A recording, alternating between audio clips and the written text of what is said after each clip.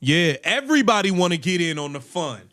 Everybody wants to get in on the Caitlin Clark experience, and I don't blame them. And she's making it clear, I want to get down with the get down. And I would welcome her to this team with open arms because in today's pro sports ecosystem, you can usually spot two very different kinds of players who try to orbit a true once-in-a-generation star. The first is the purposeful veteran, the enforcer, the stabilizer who understands the assignment and is willing to trade personal numbers for structure. They screen harder, defend louder, absorb the cheap shots, and keep the franchise centerpiece clean so the team can actually contend.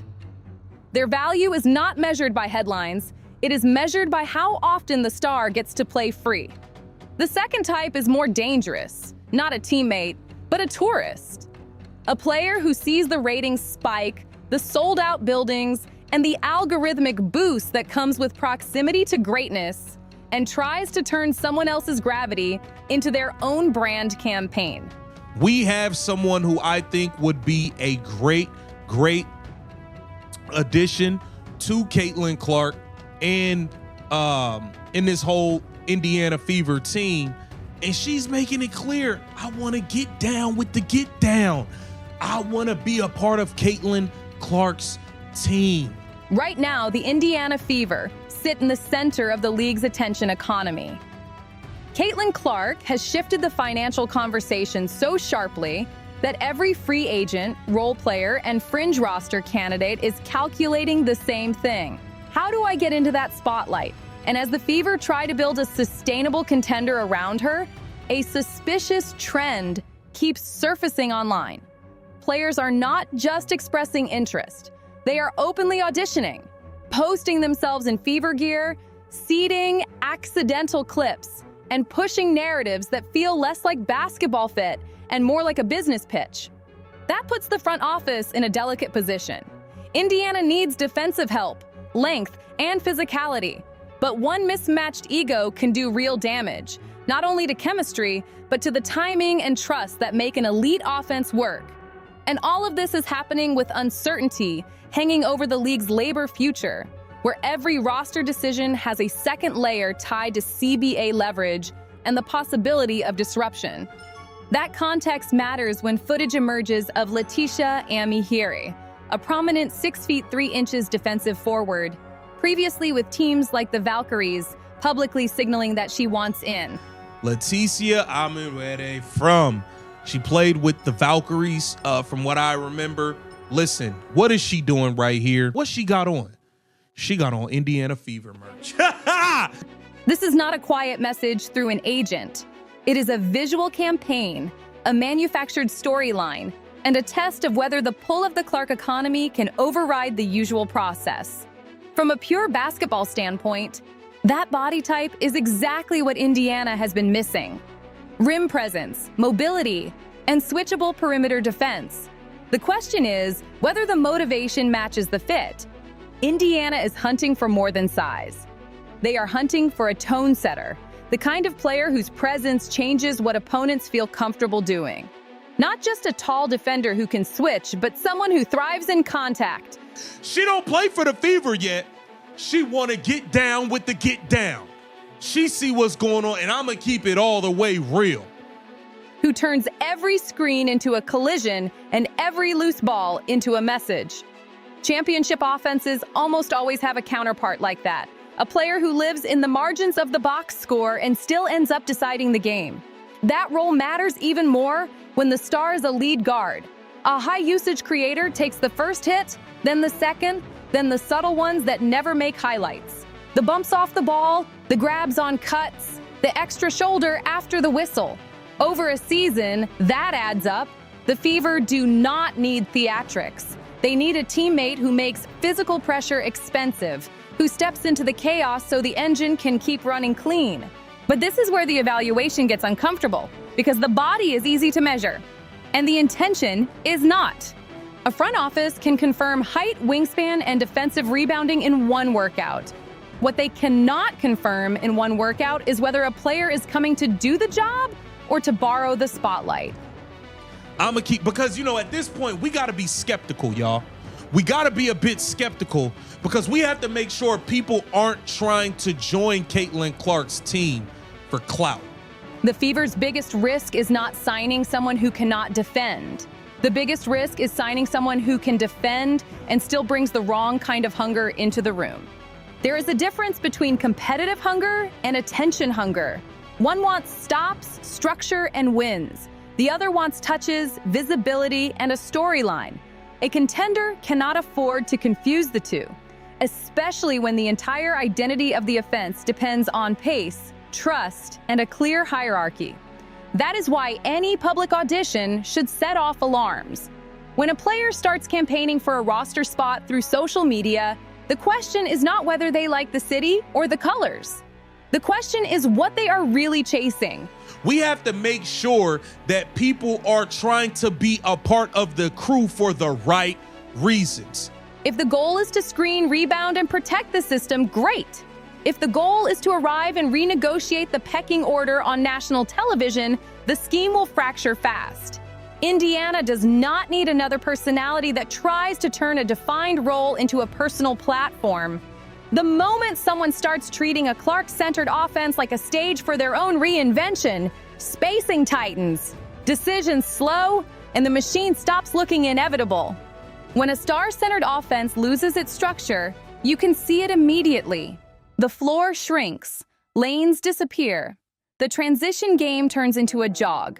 What used to be a fast, high-value system becomes slow possessions and late clock isolations. And that is how a team goes from dangerous to dysfunctional in a month. We damn sure don't need no more Natasha Howards coming over here talking about winning MVP, trying to bring the ball up the court and not giving it to Caitlin Clark. That is why any free agent who wants in has to accept the hierarchy before they ever touch the practice court. Not in a corny, ceremonial way, but in a practical one. This is not an everybody gets equal shine ecosystem. If you come to Indiana, you are joining a system built around a single engine, and your job is to amplify it. There is a clean blueprint for how to do this without turning into background noise. Sophie Cunningham joined the crew, and listen, she's capitalized, okay? But at least Sophie Cunningham did right by Caitlin Clark, made sure she gave Caitlin Clark the ball, played the game the right way, stood up for Caitlin Clark while she was being ambushed and attacked. That's how you're supposed to come, the way Sophie Cunningham did. Sophie Cunningham became a useful reference point because she leaned into the simple stuff that actually travels. Run the lane, hit the open shot, defend with urgency, and step in when opponents test the star with extra contact. You can benefit from the attention without trying to redirect it, and that is the difference between a professional addition and a locker room hazard. So the rule is simple. If a player talks about screens, stops, rebounds, and roll clarity, the door stays open. I would love for Natisha Amenwede to join this team, okay? I think she would be a great addition.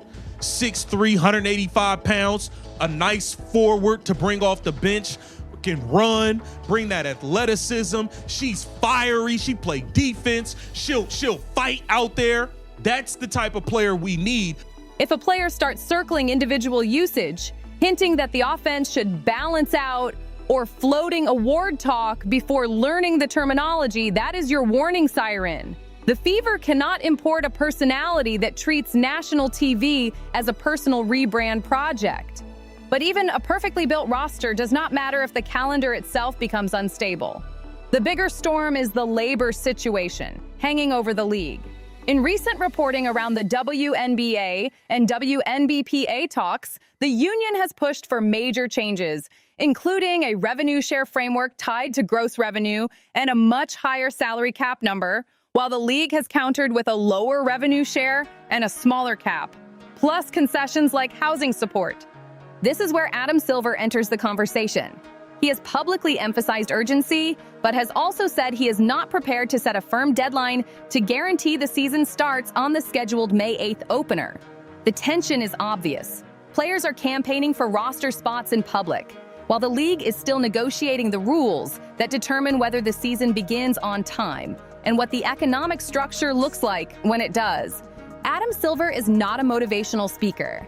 He is a commissioner managing a global asset, and people keep misreading his language like it is emotional when it is procedural. When he says negotiations are nearing the 11th hour, then refuses to attach a hard deadline, that is not reassurance. That is leverage. Because a deadline only matters if the person holding it is afraid of what happens when it expires. And his message, intentionally or not, is that the NBA is not going to sprint into the room and save anyone from the consequences of a bad standoff. If the season gets delayed, the pain does not land evenly. Players feel it first. Owners can wait longer. That imbalance is the entire point. A lot of the public commentary treats the WNBA like a standalone business negotiating in isolation. It is not. The league's finances, media partnerships, and long-term strategy sit inside a broader basketball ecosystem that includes NBA, linked stakeholders, NBA, adjacent infrastructure, and investors who think in terms of precedent. That means every demand is evaluated through a corporate filter, sustainability, optics, and what it teaches the next union to ask for. So when players push for dramatic revenue sharing tied to gross, major cap growth, and a slate of guaranteed benefits, the question is not whether those asks are morally compelling. The question is whether ownership believes the numbers support it without creating future losses and a precedent they cannot unwind. If ownership thinks the math fails, those demands are dead on arrival, no matter how loud the moment feels. And this is where the Clark era becomes both an opportunity and a trap. One explosive season of attention can convince people the curve will never come back down. But executives do not price long-term commitments off a single spike. They price them off repeatability, downside risk, and what happens when the novelty fades or injuries hit. That is why Silver's non-deadline matters. It telegraphs that nobody at the top is terrified of the calendar. If the union overplays its hand, the owners can let the clock run, let paychecks stop, and force the pressure to build where it always builds first in players' bank accounts. I'll say this. I agree with Adam Silver that it is unfortunate that we've gotten to this place. And I also agree with Adam Silver that there is a lot the league will have to accomplish. It's not just the CBA that gets signed and then we're off and running. We still got a whole draft. Meanwhile, players are auditioning for Indiana in public, chasing the visibility of a Clark-centered roster spot while the broader negotiation threatens the stage they want to stand on. That contradiction is the story. So here's the question I want you to answer in the comments. Should the Fever gamble on these self-promoting enforcers if the on-court fit is real? Or is the motivational risk too high for a chemistry-based system? And do you believe Silver is simply protecting the business or strategically letting the union learn what leverage actually is? At this point, the league is staring at a fork in the road, and both paths lead to consequences. On one side, you have the most valuable attention wave women's basketball has ever seen, a real measurable surge that has teams printing money on the nights Caitlin Clark walks into the building. On the other side, you have a negotiation that is being treated like a pure moral argument, when the people controlling the checks are treating it like an actuarial problem. And that is why the most dangerous misunderstanding in this entire saga is the belief that emotion is leverage. Leverage is time, cash reserves, and the ability to endure pain longer than the other side. Players feel disruption immediately. Owners can delay, regroup, and wait for public attention to drift back toward the product the NBA already owns and markets every day. That is the ugly truth behind all the inspirational talk. If this goes sideways, the union is not fighting a rival team. It is fighting a calendar. Now, rewind back to Indiana, because the Fever are the perfect symbol of this contradiction. You have players posting in Fever gear, signaling interest, trying to attach themselves to the most visible system in the league. They want the exposure, the endorsement proximity, and the career insurance that comes with being in the orbit of a superstar.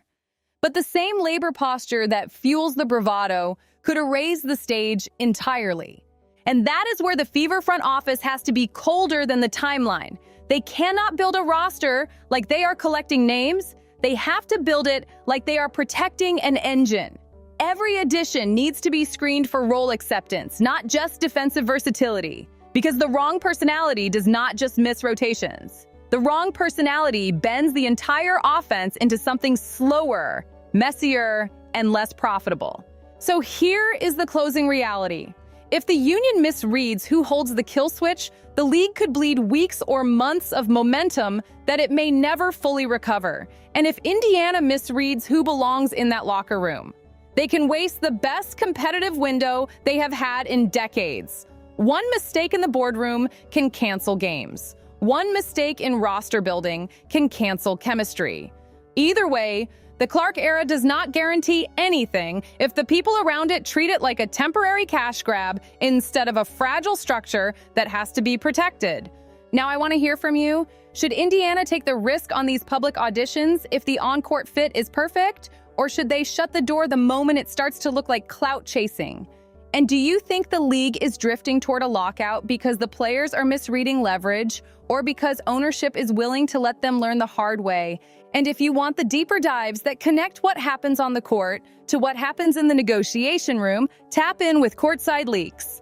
That is where we keep receipts, track the incentives, and break down the power plays behind the press conferences. We've got every angle covered, every leak, every backstage twist, every moment they won't show you. Hit like, subscribe, drop a comment, and share this video.